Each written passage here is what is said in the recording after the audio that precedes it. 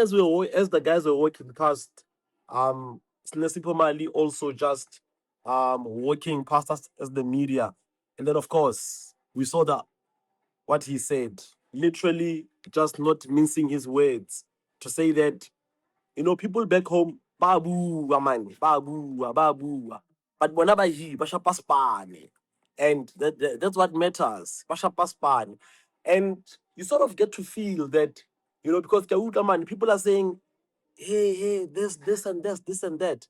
This comes at the back of, if you remember, when Bafana lost against Mexico, that opening game, a lot of criticism was towards the team, but also a lot of criticism was towards the analyst.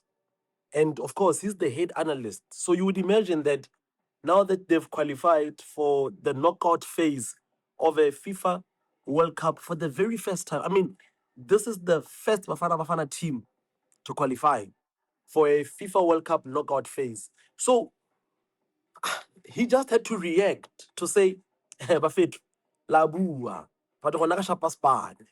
Ka shapa spani. And